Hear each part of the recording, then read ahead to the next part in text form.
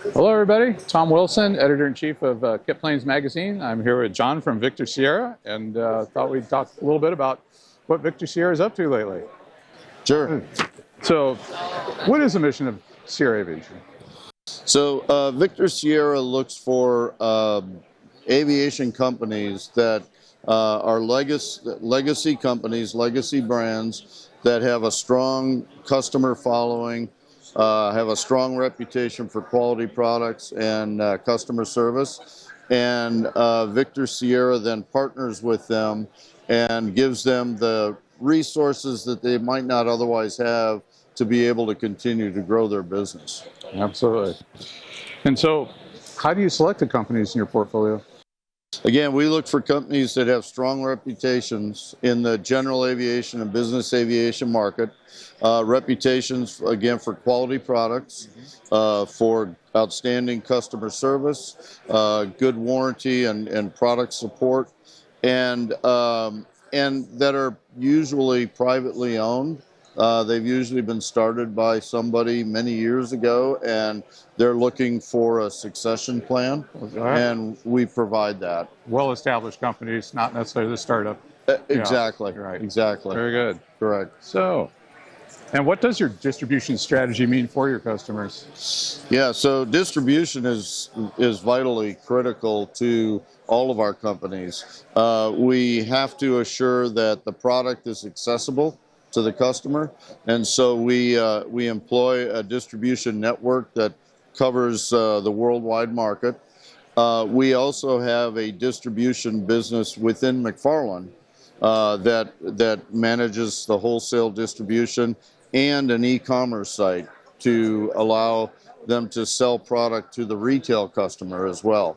And then we also further develop a deepening partnership with some of our critical distributors, such as Aircraft Spruce and so on. That's a big, complex business. It is. Yeah. It is. I mean, and one of the challenges I would think in this would be keeping these companies loyal to their roots. I mean, that.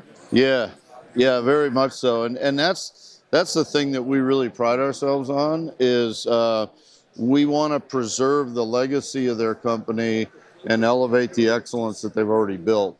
And that's vitally important because so many of these companies have been started because of a passion of the owner.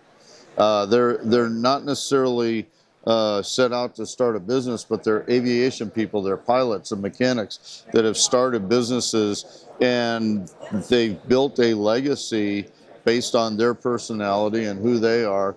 And we don't want to change that at all. We just want to amplify it. You're an I can't even say it. An enabler, not a changer. That's right. Yeah. Exactly. Yeah. If it isn't broke, why fix it? Right? Yeah, exactly right. So, is there a bigger picture for Victor Sierra? I mean, there is. So in the last 4 years, we started with McFarland Aviation, which was Van Street's first partnership in general aviation. And then Tempest Aero Group came along, and that's when we formed Victor Sierra to give a holding company feel to the Van Street investments in business aviation and general aviation. And then we acquired APS, which is Black Steel Brakes. They also have the Aero Aviation Hose Shop, and then which is a Stratoflex hose shop. They build hoses for Lycoming and all kinds of manufacturers. And then the Superflight brand, which is the dope and fabric for the legacy aircraft. So those we acquired, and then recently we acquired Aviate Group out of Houston, which is a company that they're an MRO company that overhauls landing gears for the Phenom and the Hawker. okay. And so if you look at those three pillars under Victor Sierra, you've got McFarland, which does most everything airframe.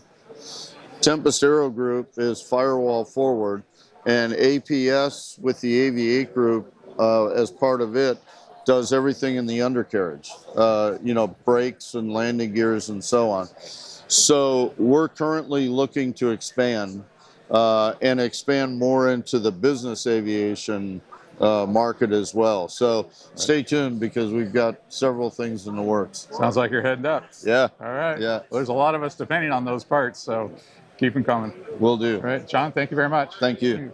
Tom Wilson here, editor-in-chief of Kit Planes Magazine at AirVenture 2025, here with Paul Tice. And we're here mainly kind of end up talking about propellers. So, Paul, tell me how you got into this. So McFarland got into propellers about 6 years ago. In 2019, we purchased a company called Flight Resource. And ever since then, Flight Resource has been the propeller division of McFarland. Flight Resource owned about 17 STCs to fit empty propellers on single engine piston airframes. And so really common aircraft, the 182, 180s, 185s, 206s, Bonanzas, SR-22s, SR-20s, those type of airframes. And so when we bought the company in 2019, Flight Resource wasn't doing, they were selling, but they weren't stocking anything. And so McFarland saw an opportunity really to invest in inventory really in the United States. And so we have over 100 propellers there on the shelf and support customers and kind of help that lead time shrink down a lot from the manufacturer. Are you involved at all in the STC development process, or you just pick them up as they come? Yeah, so we're working on our 172 amendment. We're working on, we're helping MT Germany with a Mooney, the development of a Mooney STC. So we're involved, but we're not actively pursuing new STCs personally. Yeah, my personal thought of when you say MT propeller, I think of a high-end propeller in the high-end market. So the 172, and that sounds to me like it's a broadening of your approach. Well, yeah. So there are, when you walk around Oshkosh or AirVenture, some of the finest airplanes out here have an empty propeller in them, and that's really why I think McFarland chose to back empty propeller and pursue Flight Resource and kind of this business venture. We wanted the top end quality propeller and to back that product. So Flight Resource took a product that was already on some very a lot of airframes, but some very nice airframes, and really cater it to the U.S. North American market. And so that's just where they found their niche, and then when we jumped in and started to kind of help support them and support customers more. So MT propeller for you is a quality choice? Yes, it is. Yeah. Absolutely. And I'm not a pilot myself, so I'm not going to tell you. I get behind my 172, and I love it. But just talking to some of the customers that buy propellers from us, that are reading some of the forums or any of the media that I see about MT is positive, and we get such a overwhelmingly positive feedback from customers that's just kind of what I know, and that's what I can attest to, what I can speak to. Right. And we're living uncertain times at the moment, but we always have an exchange rate and perhaps tariffs. I mean, if any of this figure into pricing with the MT prop, because you're talking German and U.S.? Not too much yet. So, yeah, that's a good question. So we got pretty fortunate.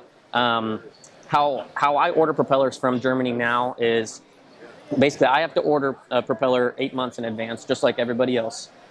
So I forecast out a year, ask them for different production slots and different propellers to be made, and I wait until between 60 and 80 propellers are ready to go and ship them over to Kansas just on a container instead of air freight. And I got a container of 64 propellers just before tariffs started. So that's really held me off, and they've been great to work with because they'll keep holding them for us, and we're waiting to kind of see what the tariff situation will be like. But right now they're being generous and just holding inventory over there for now until something changes. It is significant investments and floor planning this stuff. Oh, good to have McFarland around. But it was really nice that we got that in because we were able to not charge any of our customers tariffs on the propellers we already got over here. So that was extremely helpful. Yeah, so Paul, we talked about certified stuff, but let's talk about experimental a little bit. It's kind of close to us at Kit Planes. So MT is in the experimental market. You're servicing it? Absolutely. So it's a lot different in that I don't have to own an STC to find the propeller that's going to fit your flying when you build a kit plane, fit your engine. It's really just about finding what type of flying you want to do, and then fitting whatever propeller we can make or we can ask them to make to your needs. We've offered experimental propellers ever since Flight Resource started, and they've been in business around 20 years or so. And we've really kind of narrowed down what propeller is going to be best with each engine in each of the RV series, any of the van series. And so we stock those propellers because we know what a customer is needing based on the engine that they have and the flying that they're Give them doing. a little technical assistance. Uh-huh. Yep. And we can make any we can request any blade to be made, anything that we need from the MT factory to kind of support any other airframes as well. So the individual customer can come to you and you can help them get the right blade, right prop on his plane. Absolutely. Perfect. Mm-hmm. All right. And earlier you mentioned you'd done some work, fair amount of work with vans. So that's a big outlet, I'm sure. It is us and MT Propeller USA. So quite a few propellers into the vans market. That has been an airframe that has definitely supported MT, and we've saw the market grow there and demand grow for the MT propeller. They're so big in the experimental market. Mm-hmm. Yeah. And so it's been nice to keep again just propellers on the shelves for those guys that want them. Yeah, interesting too. I just came from the announcement of the Mosaic rule. Has been it's now the law. Well, with a 1-year rollout. So that ought to really open up some propeller slots for you. Sure, and I'm not even from only the Flight Resource side of the business, but also McFarland. There's a lot of new opportunities with what Mosaic is bringing to the table. Yeah, it's pretty brave new world, really. It is. Really. Yeah. Well, we got some things to figure out and how we're gonna kind of go through that, but Well, we'll look we're forward excited to about it. Yep. Paul Tice, thank you very much. Thank you. All right.